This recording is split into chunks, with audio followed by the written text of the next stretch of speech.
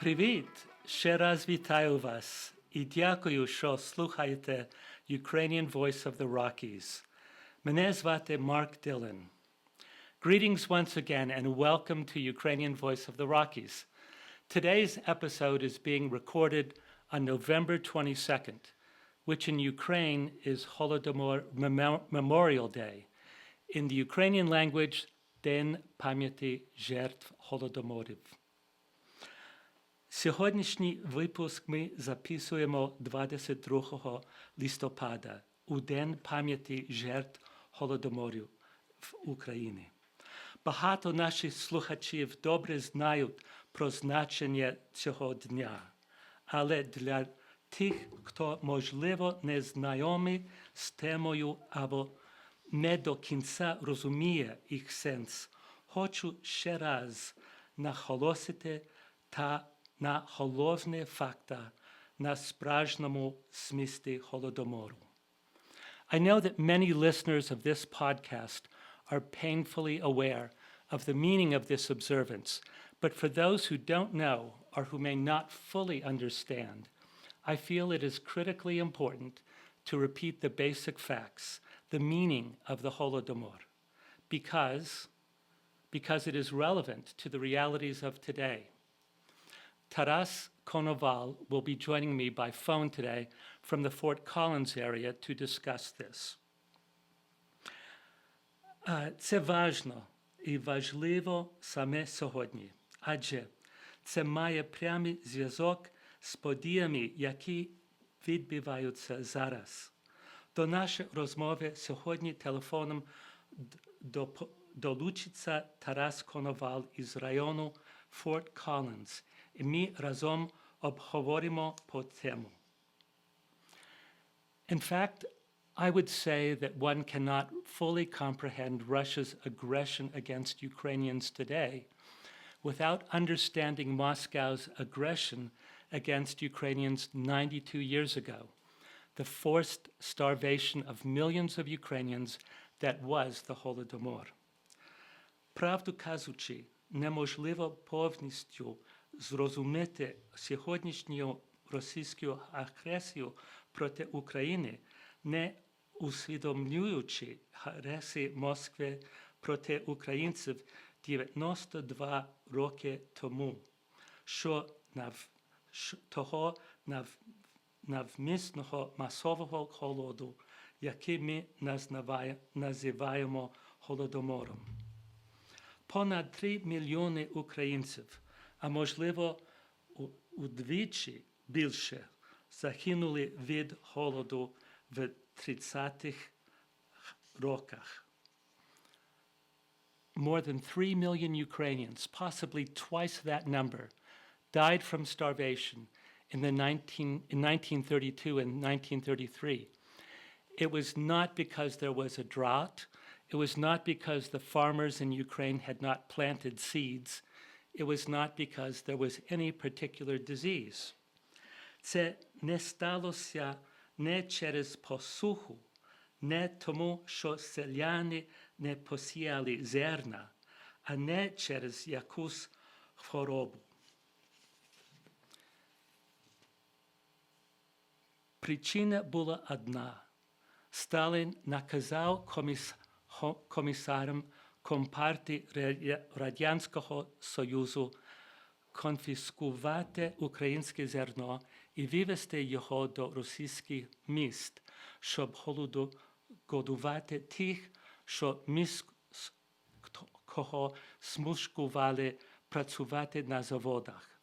Це була свідома політика покарання українських селян, які не хотіли підкоритися контролю Москви. Це була політика покарання українців, які прагнули залишатися українцями. Політика спрямована на нищення самої української ідентичності. The farmers in Ukraine had not planted seeds. It was not due to the fact that the farmers in Ukraine had not planted seeds. It was not because there was any particular disease. The reason for all the deaths was that Stalin ordered commissars from the Communist Party of the Soviet Union to confiscate the grain from Ukraine and transport it to Russian cities to feed those forced to work in factories. It was a policy to punish farmers in Ukraine who resisted Moscow's control of agriculture. It was designed to punish Ukrainians who wanted to be independent of Moscow's control. It was designed to exterminate any sense of Ukrainian identity. For decades, Soviet rulers in Moscow denied that any famine had taken place, like the Holocaust for the Jews and the massacres of the Armenians by the Turks in 1915. The death by famine in Ukraine was a genocide. It did not have to happen, and Russia did not starve. Ukraine did. Це була політика покарання українців, які прагнули залишатися українцями. Політика спрямована на нищення саме української ідентичності. Десятиліттями радянська влада заперечувала факт Голодомору. Але, як і Холокост для єврейського народу, чи масові вбивства вірмен в 1915 році, смерть мільйонів українців від голоду була геноцидом. Цього не мало статися. І голодувала не Росія, голодувала Україна.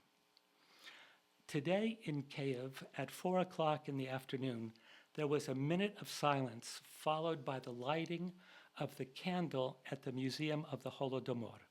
Participants set candles at memorials or placed them in their windows at home. Сьогодні в Києві о 4 годині дня відбулася хвилина мовчання, після якої запалили свічу в музей Голодомору. Люди ставили свічки біля меморіалів або запалювали їх вікна своїх домиків. For all of us, and for everyone here, it's important that we keep in mind what is going on. And I've asked Andriy to read the text of what President Zelensky just said a few hours ago. Зараз у наших домівках одна за одною запалюються свічки пам'яті за всіма невинними жертвами голодоморів. Це був системний удар по українському народу, політика геноциду, який сьогоднішня Росія успадкувала і зробила знов частиною своєї ідеології. Мільйони страшних смертей і найбільше у Голодомор 1932-1933 років. Сьогодні мільйони наших людей запалять свічки пам'яті, і це наше спільне вшанування жертв Голодомору. Але також це нагадування і для всіх нас, і для всіх у світі, що збереження пам'яті – це також дії на захист справедливості, на захист життя, і щоб убивцям не було жодної винагороди за знищення людей. So here for English listeners is what Zelensky said. Right now in our homes, candles of remembrance are being lit one after another for all the innocent victims of the Holodomors. It was a systemic blow to the Ukrainian people, a policy of genocide that today's Russia has inherited and made once again part of its ideology. Millions of terrible deaths, the greatest of which was during the Holodomor of 1932-33. Today, millions of our people will light candles of remembrance, and this is our collective honoring of the victims of the Holodomor. But it is also a reminder for all of us and for everyone in the world that preserving memory is also an action to defend justice, to protect life, and to ensure that the killers receive no reward for destroying people. Now, here in Colorado, Governor Jared Polis issued a proclamation, which we received just yesterday. declaring this month, November, Holodomor Genocide Remembrance Month. And in it, he says, and this is the most important, I won't read it all. He says, whereas the Ukrainian American community has preserved the memory of the Holodomor for generations, ensuring that the victims are never forgotten and that the world learns from the tragic consequences of totalitarianism, repression, and denial of human rights, and whereas remembering the Holodomor honors the millions of victims and reinforces our collective commitment to defend human dignity, confront historical injustice, and stand united against modern-day acts of aggression, war crimes, and genocide. And whereas today, as Ukraine once again faces brutal aggression at the hands of the Kremlin and attempts to erase its identity, the lessons of the Holodomor resonate profoundly, reminding us of the urgent need to defend freedom, sovereignty, and truth. Well, it goes on.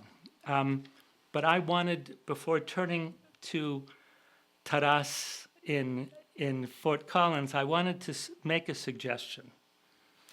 There is a film made by the Polish director Agnieszka Holland called Mr. Jones. In Ukrainian, it's called Ціна правди, which you can see on Amazon Prime. Anyone with that subscription can watch this film. It's a story, true story, of how one British journalist was able to report what was going on in Ukraine in 1933. Now, most Western journalists at that time went along with Soviet denials and propaganda. Sound familiar? But this Mr. Jones, this Mr. Gareth Jones did not. So his story is a very important one. So if you can, watch Mr. Jones on Amazon Prime today. Now, dear Taras in Fort Collins. Maybe Okay. Taras still here. Taras, are you still here? Yes. Great. Taras, first of all, can one more suggestion. First of all, a big suggestion. It's Christmas time. Amazing movie, Shedrick. Yes. Yes, it's not about song. It's about situation from one family. How one family is the story of one family, and their neighbors, and they're part of Holodomor. Their shows the same disaster. Right. That's. Is it on any streaming service? I think maybe not official in the United States, but I think official in worldwide. Shedrick. So if you Google it, let's say, you Yeah, might you find can find it. find some way to watch it. Yeah. The second moment. Thank you for invite me. Thank you for East Community Center. We're still in Littleton, an amazing place that share with us this opportunity to make this podcast. Thank you for your amazing leadership. I'm diplomacy. I'm a member of diplomacy that I try to do. And thank you for your Ukrainian language, sir. You did a great job. Yes. Thank you very much. And one more thing before we start our dialogue with Taras. The great appreciation for all Gramada, for all diaspora, for our general consul from Houston, because last week, and we deserve this proclamation. Yes, 2 we do. years. 2 years. We knock on this door, but there no answer. And look at this. Maybe a lot of political risks. Maybe a lot of who knows. But right now, their achievement of big team, and first of all, amazing leadership of Vitaly Tarasuk and his team. Yes. This is the Consul General in Houston. In Houston, and he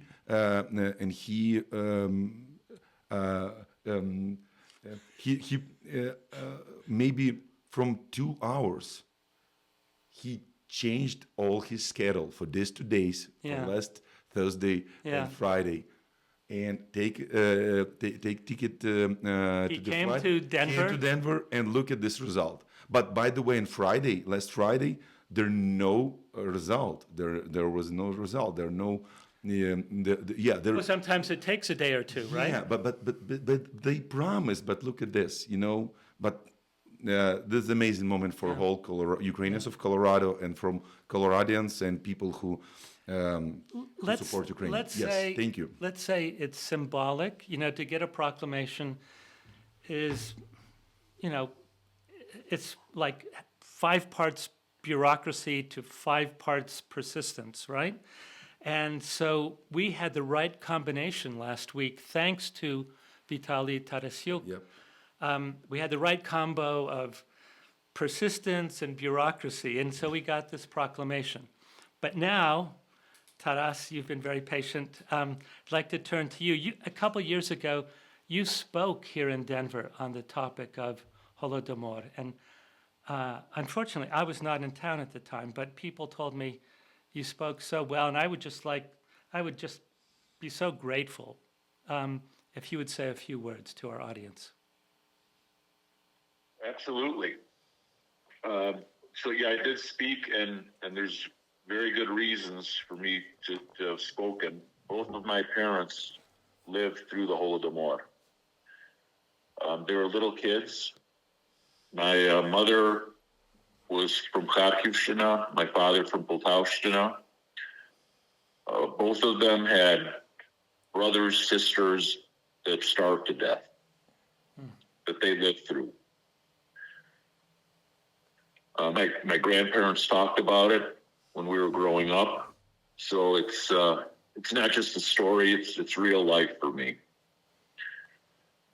And I think a big thing now is just seeing the parallels of what is going on currently and what was going on then in the 1930s. Absolutely. And you mentioned that this was a false famine.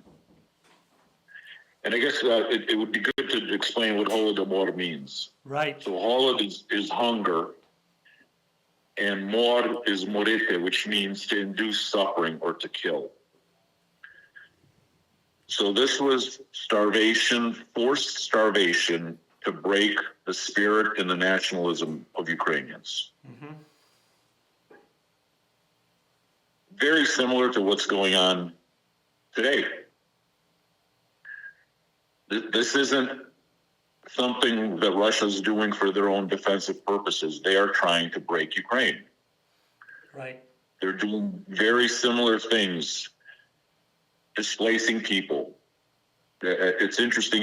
My mom said that the area around her village, so many people died out, and they stayed there and through World War II and left after World War II.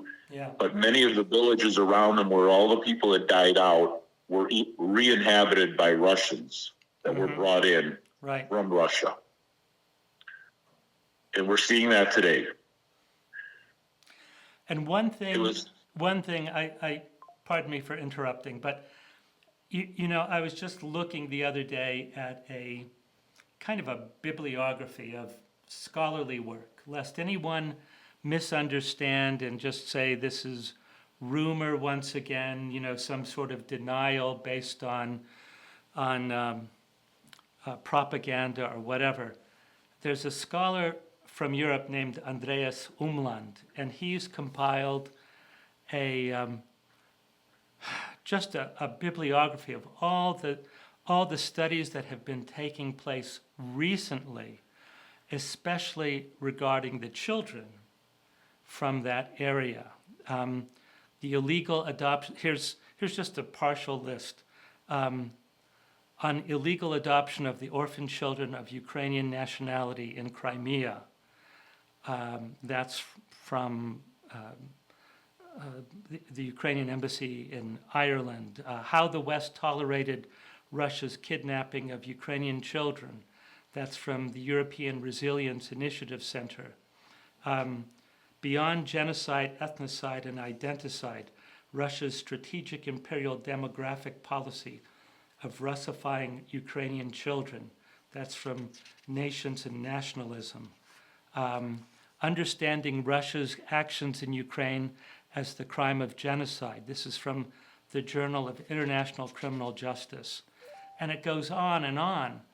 This has gotten the attention of the world, what Russia is doing in the, not just by attacking Ukraine, sure, killing children, killing civilian population, destroying as much as possible Ukrainian infrastructure, but also in the occupied areas, kidnapping children and taking them to Russia.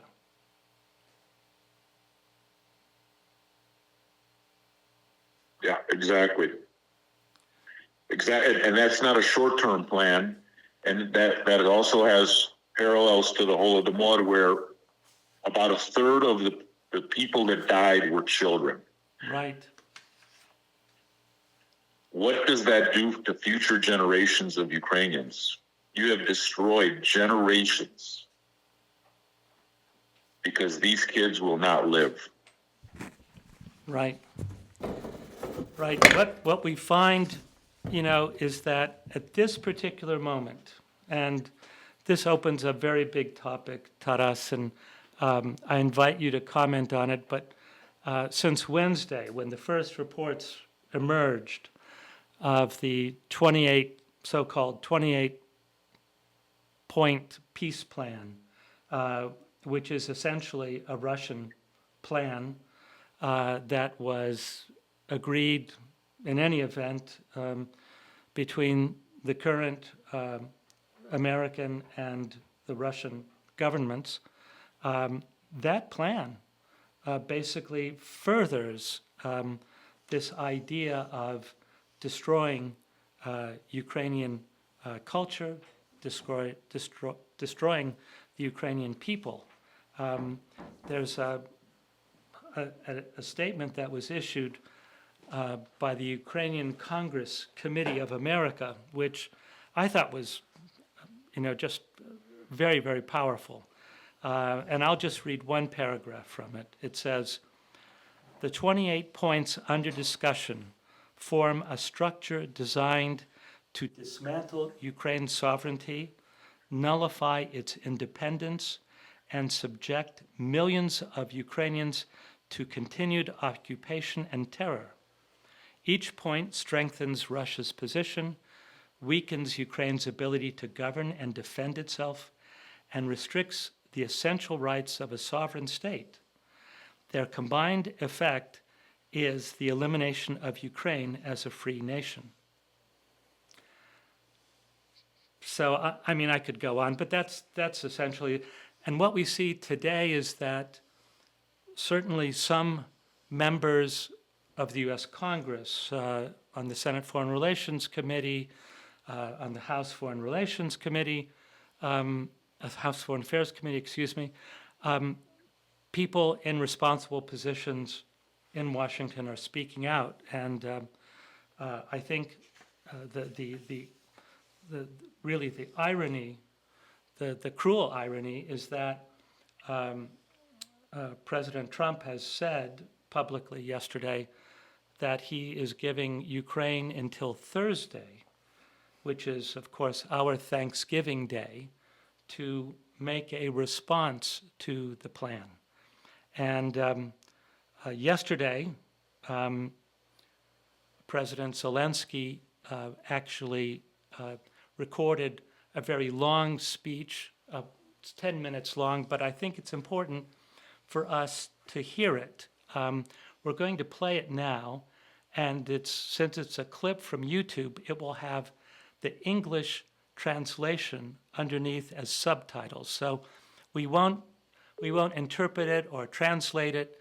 We'll just let right now this Zelensky's speech go, and then when it's over, let's resume our conversation. Sure.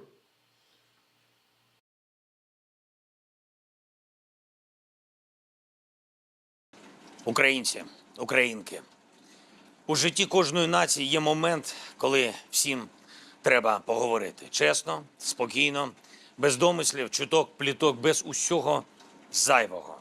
Так, як є, так, як я завжди намагаюсь говорити з вами.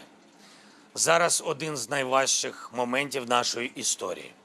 Зараз тиск на Україну один з найважчих. Зараз Україна може опинитися перед дуже складним вибором.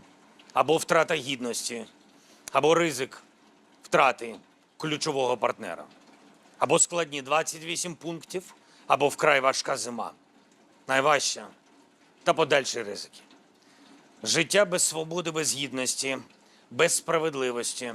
І щоб ми вірили тому, хто напав вже двічі. Від нас чекатимуть відповідь. Хоча насправді я вже її дав 20 травня 2019 року, коли, присягаючи на вірність Україні, зокрема сказав: я, Володимир Зеленський, волею народу обраний президентом України, зобов'язуюсь усіма своїми справами боронити суверенітет і незалежність України, обстоювати права і свободи громадян, додержуватися Конституції і законів України, виконувати свої обов'язки в інтересах усіх співвітчизників, підносити авторитет України в світі. Для мене це не протокольна формальність, для галочки це клятва. І кожного дня, кожному її слову я бережу вірність. І я ніколи її не зраджу. Національний український інтерес має бути врахований. Ми не робимо гучних заяв, ми будемо спокійно працювати з Америкою та усіма партнерами.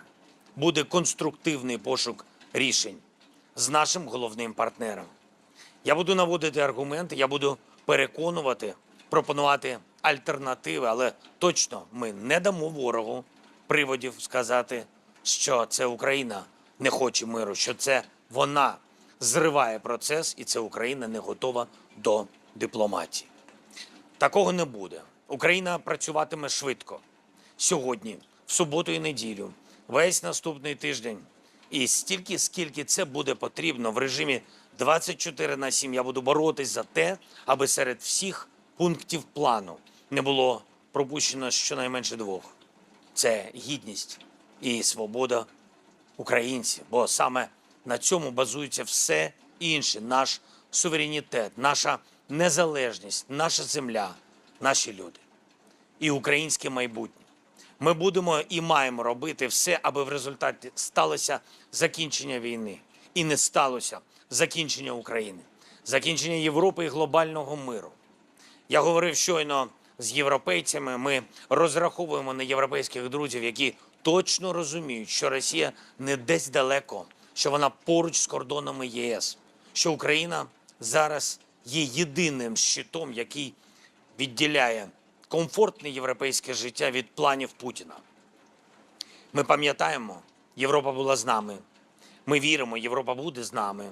Україна не має бачити дежавю 24 лютого, коли було відчуття, що ми наодинці, коли ніхто не міг зупинити Росію, окрім наших героїчних людей, які стіною стали проти армії Путіна. І нам, безумовно, було дуже приємно, коли світ казав: українці, вони неймовірні, Боже, які вони українці, як вони б'ються, як українці борються, які вони титани. І це правда, абсолютно. Але і Європа, і весь світ мають розуміти і іншу правду, що українці, перш за все, люди. І ми майже 4 роки повномасштабного вторгнення стримуємо одну з найбільших армій світу. І ми тримаємо лінію фронту у кілька тисяч кілометрів. І наш народ щоночі переживає обстріли, ракетні атаки, удари балістики, удари шахедів. І наші люди щодня втрачають когось із своїх близьких.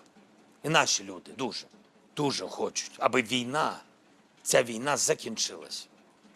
Ми, звісно, сталеві, але будь-який, навіть найміцніший метал може не витримати. Не забувайте про це. Будьте з Україною, будьте з нашими людьми, а отже, будьте з гідністю і свободою.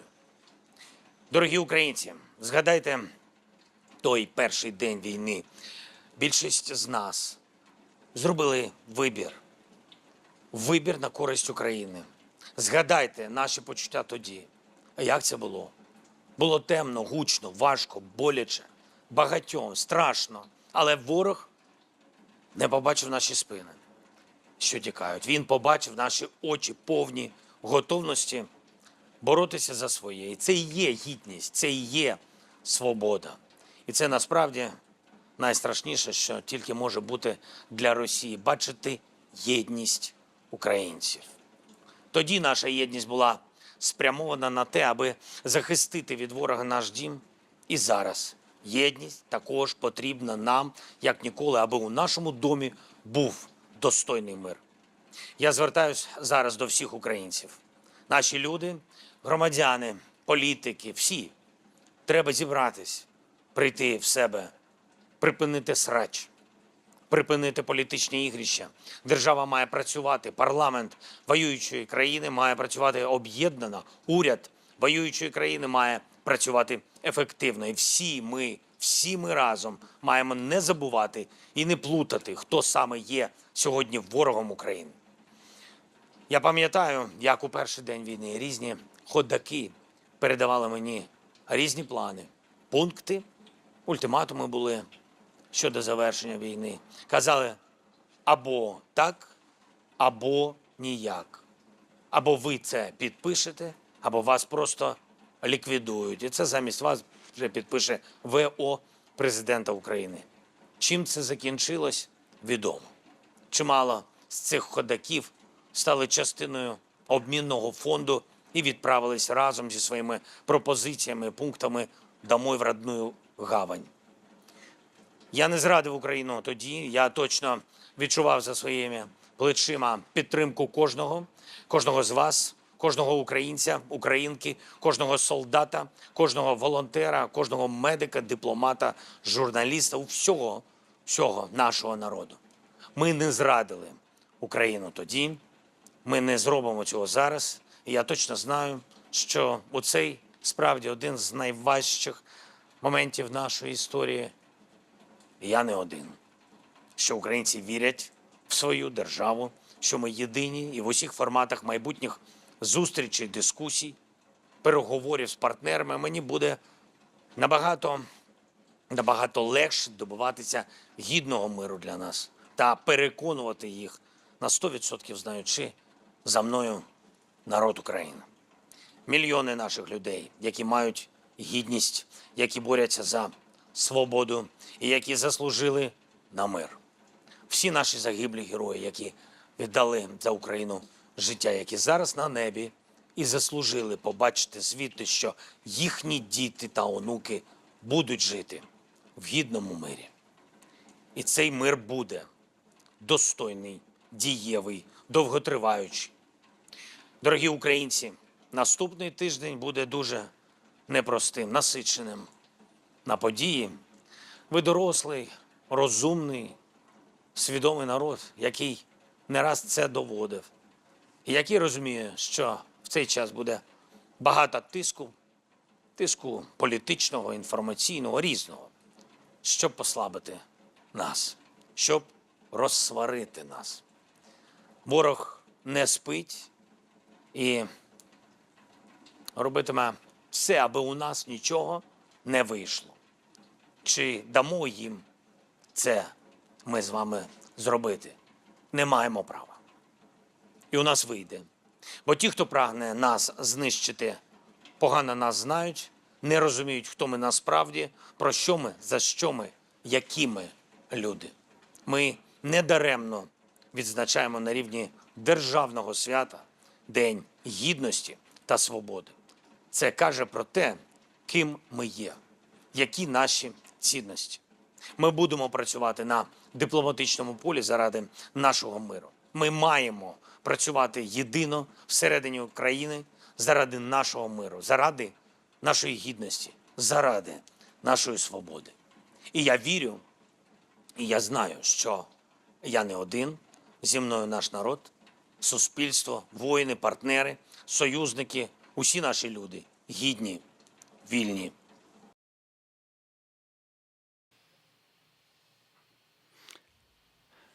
So that was President Zelensky speaking yesterday in an address to the nation.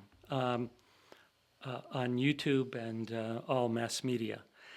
And it kind of makes us aware that his message is also directed to the world at large.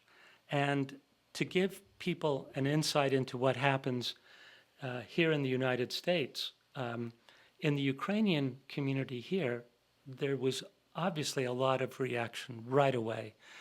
Organizations like Razum and Nova Ukraine, and I've already mentioned the Ukraine Congress Committee of America, they all came out with statements, but then the question becomes, should we have a rally? Now, in some of the larger cities where there's a larger Ukrainian population to begin with, like Chicago and Philadelphia, Boston, I think, in those cities, there will be rallies tomorrow. And you should know that this becomes a generic discussion, like, do we have a rally? If so, when and where and how and what do we know? So at the moment, here in Colorado, we don't have the circumstances for setting up a rally. But obviously this week coming up is an important week, and we'll have to see what happens at the end of it. We'll have to see whether the Europeans are successful. They've been speaking out. We'll have to see whether some of our own elected officials, after this plan became public, I contacted, and my colleagues and I contacted here, nearly all of our Colorado representatives. And we said, we'd like to hear your voices. And immediately I got a call back from Senator Hickenlooper's office. And they said, we're going to issue a statement. He doesn't belong to any of the important foreign affairs committees, but from our congressional delegation, there will be statements, and those statements will again add to the weight of opinion on what should be taken away from this agreement, what should be instituted instead, what constitute the acceptable conditions. You know, for many, many months, the position has gone back and forth, but you don't generally have a successful negotiation if there's fighting going on. So the first condition, the way you tell whether someone is honest in seeking a peace, is whether they will observe a ceasefire. And if they don't observe a ceasefire, then, well, you draw your own conclusions at that point. But now I leave it to my two Ukrainian-American friends, Taras and Andriy, to add their comments. Taras, you're still on the line. What would Yes, you like sir. to add? Well, to me, at the moment, the stakes couldn't be any higher. Yeah. It's an existential threat to Ukraine, its freedom, and the people. And to me personally, unfortunately, this is a policy of appeasement to Putin. And this has been done before with Stalin. Again, parallels to the Holodomor. Yeah. The world knew that it was going on. There were countries and humanitarian groups that wanted to give aid. But Stalin said, there's nothing going on here. We don't need aid. And Great Britain, the U.S. with Roosevelt wanted to appease Stalin. And now we're doing it again. Right. And what were the results of the last time a Russian dictator was appeased? I guess history repeats itself, and sometimes humanity just doesn't learn. And it's frustrating, nerve-wracking, but Ukraine has the right to survive. And I think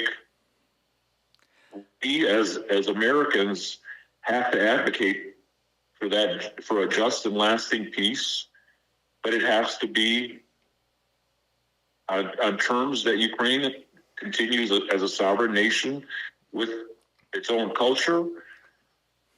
It's over 1,000 years of history that cannot be destroyed by one dictator. Right. You know, as I read these 28 points, and we don't have time today to go through them one by one, and as Andriy was saying, it's not so much 0.5 versus Nothing huge. 0.10. It's But when I see the points that regard NATO, saying, oh, Ukraine will forswear, it will say we will never join NATO, and it will write it into its constitution. And furthermore, the United States and NATO will say, we declare that Ukraine will never be a member of NATO. That just draws my ire, because if you think about what has produced security for the countries along the perimeter of the Soviet Union and then the Russian Federation, it's been membership in NATO. And Finland, Sweden last year joined NATO. And we're supposed to say, forget about the declaration from the NATO summit in Bucharest in 2008. That doesn't matter anymore.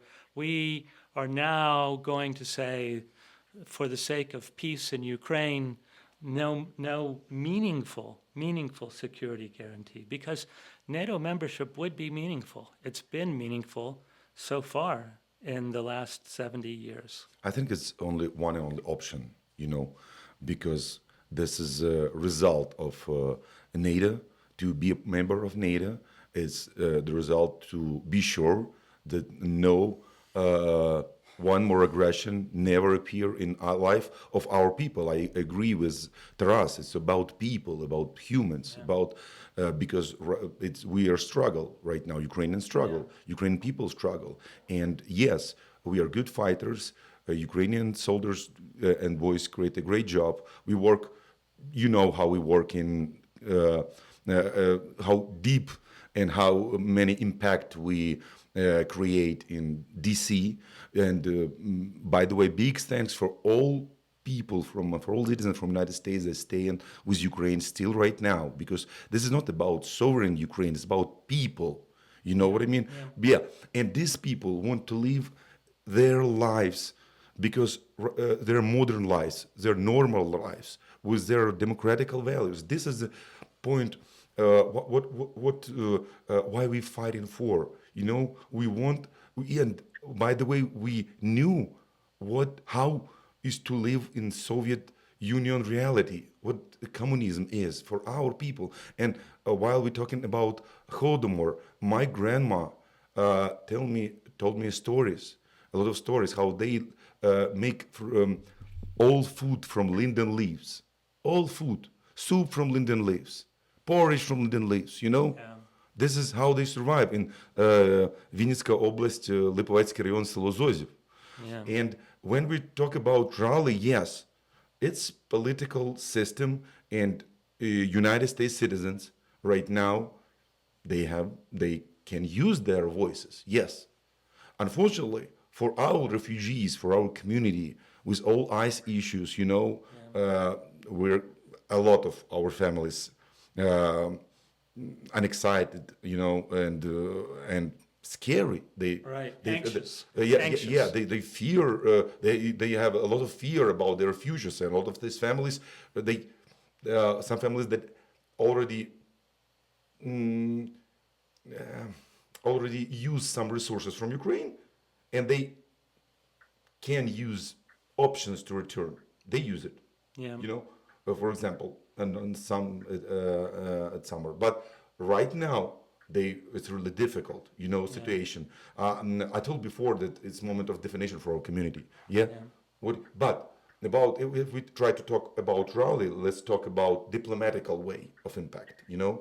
If for example, in Washington D.C. we have a great group.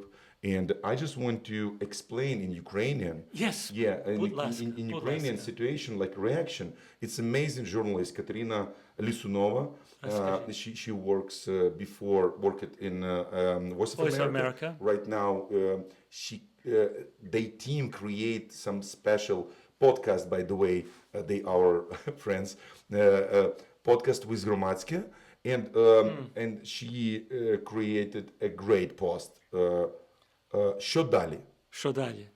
Кілька джерел припускають, що наступного тижня у Білому домі може відбутися ще один раунд зустрічі між Зеленським, європейськими лідерами та Трампом. Цього намагаються домогтися Київ та європейські лідери. Тобто, може бути приїзд Зеленського у вівторок-середу. Останні також зустрінуться на саміті G20 у Південній Африці в суботу або в Південну Африку.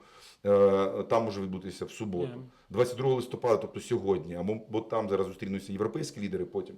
Та узгодити свою відповідь на позицію США та РФ. Тиск на Україну величезний. Київ змушують прийняти те, що по суті є капітуляцією на російських умовах. План офіційно висунутий американською стороною.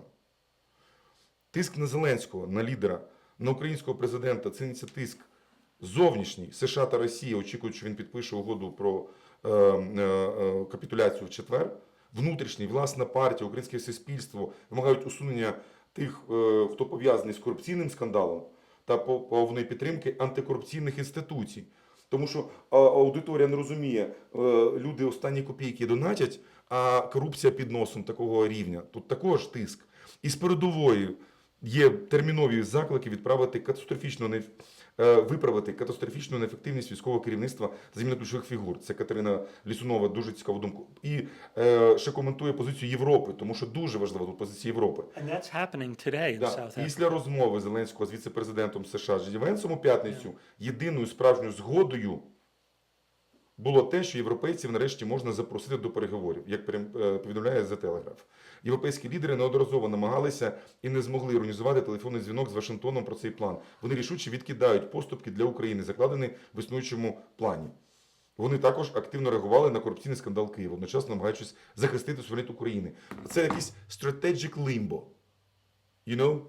Strategic limbo. And look at this.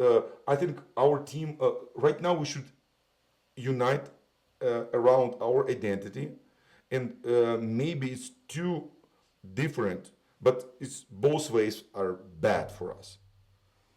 But I think we should find a third one. This is my opinion right now. Clearly, I mean, these are very, very important days coming forward, and it will matter a great deal what the Europeans do. It will matter a great deal what American public opinion. We know there are a lot of distractions going on in the United States right now. But those Americans, those listening to this, parts of the Ukrainian American community, parts of the American community that supports Ukraine, if these people make their voices heard, then that makes a difference. First of all, I think this is the moment when we should understand, for maybe it's one of their mindset that it's easy to share, because when we talk with people from United States citizens who can't define are they with Ukraine, are they not, I just want to ask them the next question. What about just people? What about people? You know, yes, maybe Ukrainian people deserve this support. People, you know, I don't tell any words about government. People, you know, this is a moment. Maybe this human per human communication right now can help us to, you know, to impact more, to maybe create this third position, you know, maybe to create this third algorithm, what we can do for the Ukrainian future. Yeah. This is about Ukrainian future. It's critical right now, absolutely critical. As I mentioned earlier, it's critical, and I think it's important for, like you said, anyone listening to this, anyone in the Ukrainian community, phone calls to the White House, phone calls to all of our congressional and senators, and tell them the feeling, this isn't right. This is, what has been presented is not, it's not acceptable. It is buying into the Russian propaganda and their line of thinking, and it's not right, it's not fair, it's not human. And I can quote my friend Sasha. He's executive director of Новомрія України, our great foundation that signed a memorandum with Ukrainian Colorado where I worked, and when we talk, when we try to explain each other the position, we understand it's not time to, try to find some arbitration near government. No, we want to unite right now because there are not options right now. If we try to work in political games right now in Ukraine, this is the option for our enemy, unfortunately. Yeah, right. This is the moment when we should cross the river, and then figure out what happens. That's right. First things first. Yeah. Listen, guys, I want to thank you both for your time today. It's been tremendous speaking with you. I hope that this broadcast shed some light on Holodomor and why it remains such a painful but relevant and important memory to teach about Ukrainians, and people everywhere. And with that, we say thank you, and we'll see you next time. Thank you. Thank you, Taras. Thank you. Thank you, Mark.